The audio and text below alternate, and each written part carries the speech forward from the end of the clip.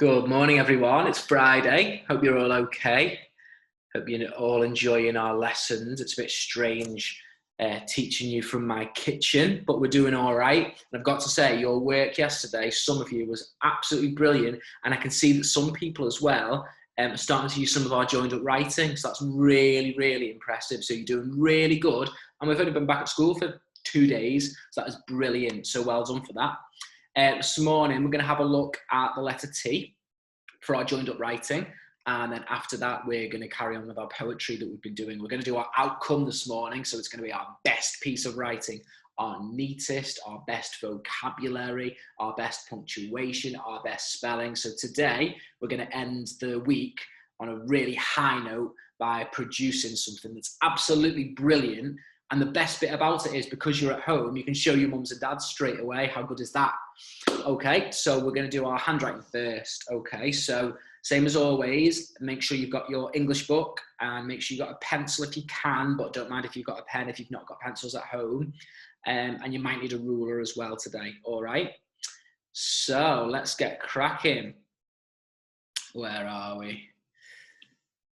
Okay, you should be able to see my screen. So we're going to look at the letter T today, and I did mention this yesterday, so you kind of probably already know this, that when you do a letter T, it's taller than the I that we did on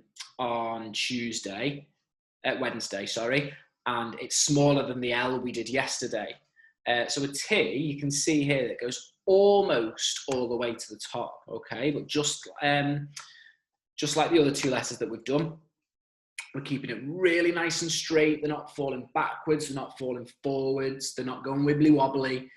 So we've got a really nice straight T, almost to the top. I don't mind if it touches the top. Straight back down, and it needs to sit down on the line there.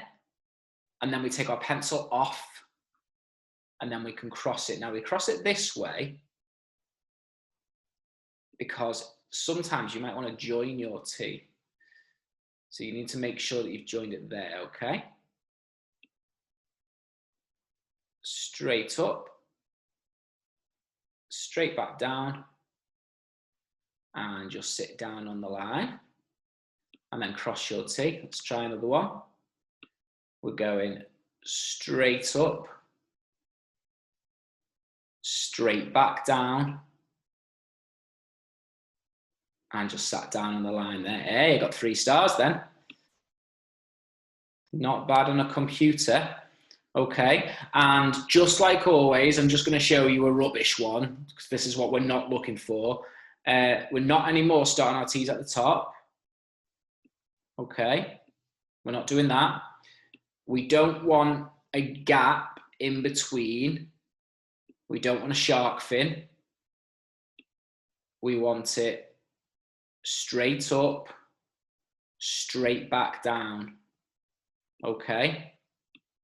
And then pencil off and cross it. So just like always, go to the next page in your English book. Don't miss a page or anything like that. Top line, and just do 2 lines of the letter T for me. And just like always, if you do a really, really good one that you're really proud of, give it a little tick. And if you think, oh, that one's not very good, you might need to cross one. But let's see today, because we've done a couple of days of this now, let's see if we can do 2 lines where every single letter is perfect. Let's try really, really hard. So pause the video, do 2 lines of T's, and once you've done that, carry on playing the video. Off you go. Okay, so we should have done our 2 lines of T's now. So we're going to move on. And today we're going to put our 3 letters into a word, okay? You'll see that we've got a T at the beginning that we've just practiced and a T at the end. And it's going to be really important today that the size of our letters is right. So you can see that our T goes almost all the way to the top, but our I, it hits that imaginary line in the middle. Can you see? So you've not got that line in your book, have you? But that's an imaginary line. And that's where your I needs to go. And actually, can you see that where you cross the T and where you put the I are about the same size? I should be able to put a ruler across there, and the cross of the T and the top of your I should be exactly the same size. Your L is going all the way and banging its head on the top. Okay, let's have a go. So actually we're going to keep our pencil on all the way along here. Our pencil is not going to come off the page now. That's what joined up handwriting means. And it'll be quite slow because you've not done it much before. But once you get good at it, it means you'll be able to write really, really quickly. That's why we do joined up writing. Okay, let's see how I do. Straight up, straight back down, halfway up. Make sure you go all the way down and touch the line. Then we're going to go all the way up. My finger hasn't come off my computer. Touch the ground again. Straight up for your last T. And touch the ground and a little flick. Cross your T. Dot your I. And cross your T. And we should have a really, really neat tilt. Okay. But your letters aren't tilting because they're all nice and straight. Okay. So, your turn. 2 lines of the letter T. And once you've done that, see if you can find 2 that are really, really good. Give them a little tick. And if they're anything, oh, that's not very good, give it a little cross again. Okay. And once you've done that, you can carry on playing the video. So pause the video now, 2 lines of the word tilt, and then you can play the video and we'll carry on with our English. Okay, off you go. Okay, I'm going to go on to our English for today now. Now, our English lesson today, we're actually going to kind of do 2 English lessons in one day. And we're going to do that because we're going to be writing about fire today. And I know that you guys know loads about fire because we learned about the Great Fire of London before Christmas. So you know loads of fire words and you know lots about the Great Fire of London. So we're going to use all of that information that's in our brains to write a poem, a bit like we did yesterday, but today it's going to be about the Great Fire of London. The first thing we need to do is make sure that all of the verbs that we use are spelt correctly. So most verbs, if we want to add ing to make flickering and blowing and cooking and glowing, most of the time we just need to add ing, don't we? Just going to make sure I've got the right size writing here. Let's have a look. That looks okay. So flicker and ing will make flickering. Hey, it sounds like my name. Blow, add ing, blowing. Cook, add ing. That's right, cooking. Glow, add ing. Glowing, yeah. And roar, add ing, will make roaring. So all of those words, if you want to add ing, you can just add ing. You don't have to take any letters off. You don't have to do anything. You just add ing, okay? But there are some words, and we've done this in spelling before Christmas, so you should know this already. If a verb ends in E, before we add ing, we've got to take the E off. So we drop the E, and then we add ing. So from bake to make baking, we'll have to drop the E, yeah? So we'll take the E off and then add ing, okay? Let's change blaze to blazing. The fire was blazing through the city. So we'll write blaze, but without the E, and then add ing. Let's try dancing, because sometimes if these flames here, they look like they could be dancing, don't they? And even though it's not got like a split digraph, it makes an A, not an A, but it's still got that E on the end, so we still need to take the E off to make dancing, and it's got that soft C that we were talking about last half term, hasn't it? Explode. That'll be a really powerful verb to use in your poem later. Explode. Exploding. And again, we've dropped that E. Okay. Rage. The fire was raging. Raging is a word that means like you're really, really angry.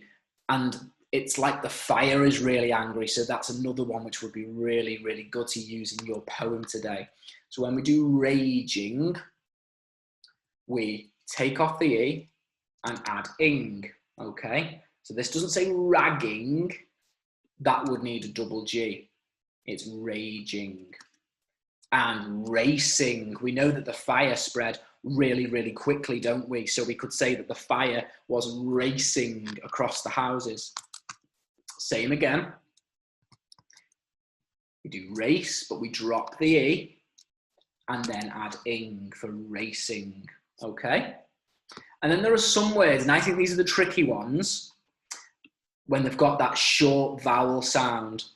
And a short vowel sound is I call them bouncy sounds, don't I? So sometimes we have a long sound like an O or an A or an I. And then sometimes we have a short bouncy sound. Oh, oh, oh, ah, ah, ah, oh, eh.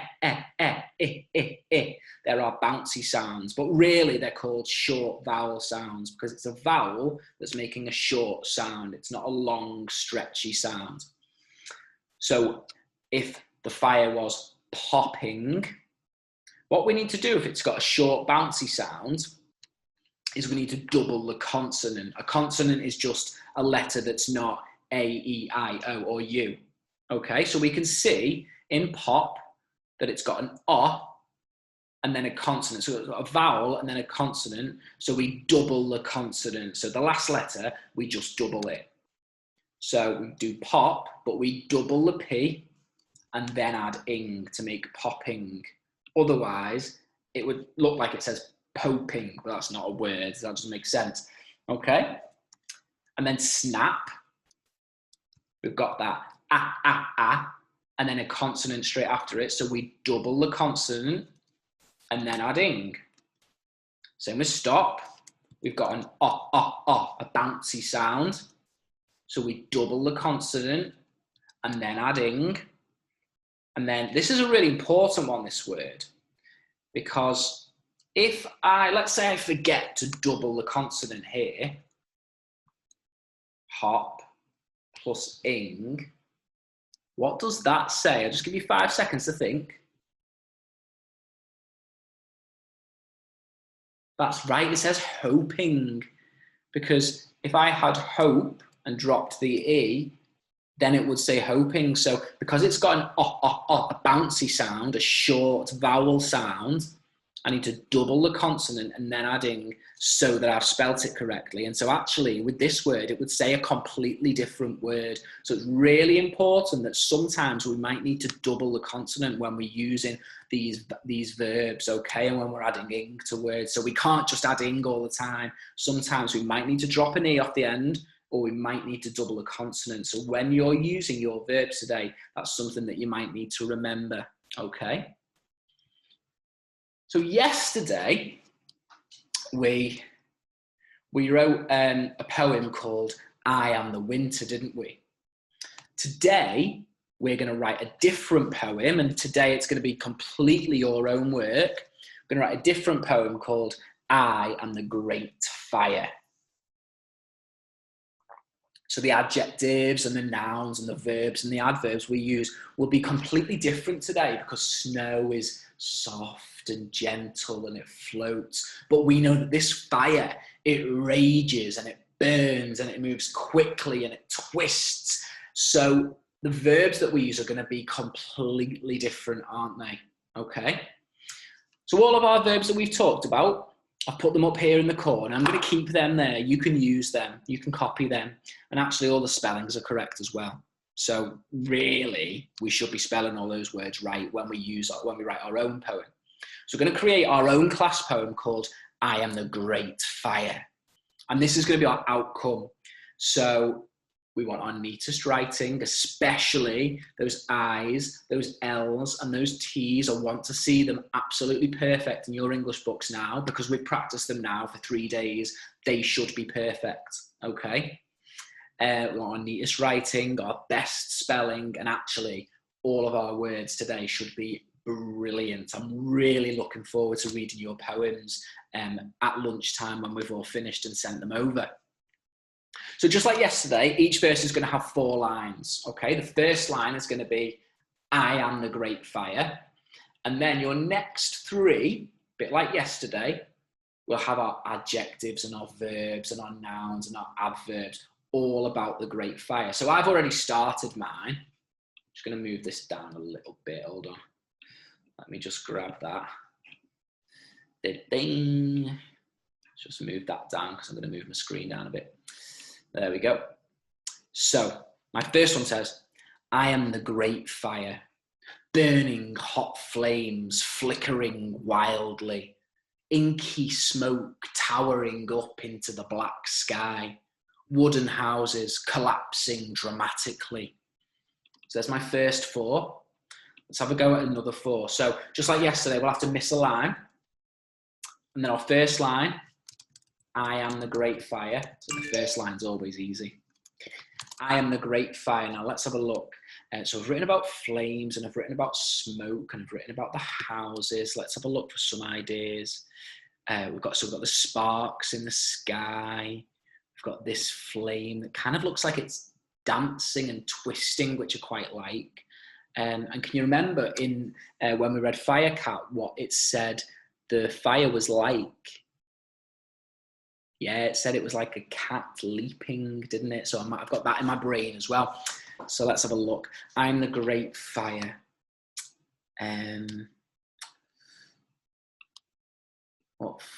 So I've used burning hot. I've not used blistering flames. And it's also kind of twists and turns. So we could say that it's like agile or nimble or fast. I think I'm going to go with blistering flames. Blistering, remember, means really hot. We used that word last half term. Blistering flames, dancing. Now, how do you dance? You don't dance quickly, do you? But you could dance swiftly or gracefully. You could dance maybe angrily. I think I'm going to use gracefully. Blistering flames, dancing gracefully. I quite like that. And I've got blistering, adjective, flames, noun, that's a thing. Dancing, that's what it's doing. And then gracefully, that's how it's doing it. So gracefully means like it's moving and twisting, almost like a ballerina or something. Okay, so blistering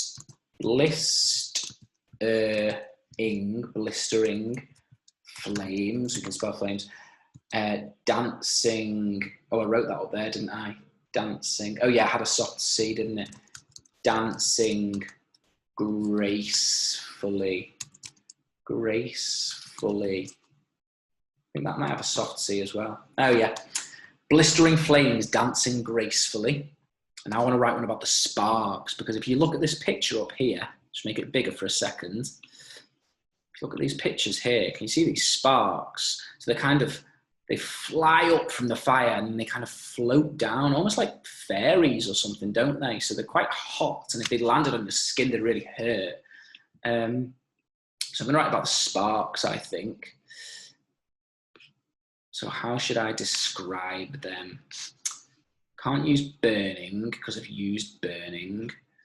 They're very small, aren't they? I might just use tiny or small sparks, because that would be like alliteration, wouldn't it? Small sparks. Shall I use snapping? No. They're like falling. Glowing. They're glowing, aren't they? Small sparks glowing like fairies or like fireflies. I like fireflies. That sounds quite cool, doesn't it? Small sparks. Oh, what did I say now? Oh, I've forgotten. Falling. Did I say falling? Oh well. Small sparks falling like fireflies. Small sparks floating down like fireflies. I quite like that. Small sparks floating down like fireflies. I like that. Now we can spell small because we can spell all, can't we? So, and there's our all there. See how it says the word all there? Small sparks floating down like fireflies. I like that. That sounds pretty good. I've got my comma there. And one more. I want like something to do with the explosion. Something about the flame, something about the sparks. Maybe I need to describe the boom. So,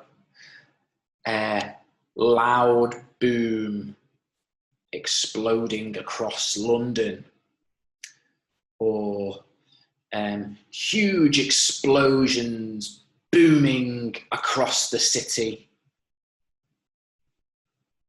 I like that. Huge explosions booming across the city. Booming loudly across the city. Booming noisily across the city. Booming angrily.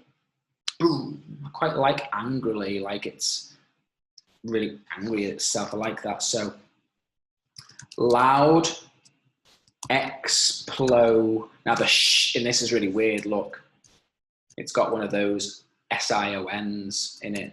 Loud explosions booming angrily across the city, across London, across the city. I like across the city. So there's my two. I've got I am the great fire, burning hot flames, flickering wildly, inky smoke towering into the black sky, wooden houses collapsing dramatically. I am the great fire, blistering flames dancing gracefully, small sparks floating down like fireflies, loud explosions booming angrily across the city. So I've written two verses, one lot of four, miss a line, and then another lot of four. I want you to write 3 verses. You can steal some of my ideas, and I'm going to leave those there. So if you pause the video in a minute when you're ready to start writing, if you pause it, all of these words here, you can use them. And I'll let you borrow my ideas, but don't copy it, because that's cheating. Well, we don't like cheats. But if you want to steal some ideas, I'll let you. So I am the great fire, and then 3 things. Miss a line, I am the great fire, and then 3 things. Miss a line, I am the great fire, and then 3 things. Every single person in year 2 can definitely write 4 and then 4. They can write 8 lines. Some people might write 3 verses, so 4 and 4 and 4, which would be 12 lines. But actually, this is our outcome book. So some people, I'd actually like to see if you can aim for 16 lines and write 4 verses in your book. That's quite a challenge, but this is our outcome. And don't forget, a lot of neatest writing, especially those I's and L's and T's. Every single letter at the beginning of the line, because it's a poem, has a capital. That doesn't normally happen. It's just because it's a poem. And your spelling should be absolutely perfect, okay? And by lunchtime, you need to have sent me your work by the end of lunch. So by about 12:30, every single person should have sent me their poem. And I'm really looking forward to reading them, okay? So pause the video now. And today, because it's our outcome, you'll probably be writing for more than 20 minutes. You'll probably be writing for about 30 minutes or maybe even a little bit longer, okay? So have a go. and I'm really looking forward to reading them, okay? And actually, on Monday, if we've got some really good ones, I might actually read some of them out so the whole of year 2 can read them. So if your poem is good enough, then on Monday, I might be able to read it out, or one of the other teachers maybe might be able to read it out, okay? So good luck, try your best, and have a nice weekend, and I'll see you on Monday. See you later, year 2. Bye-bye.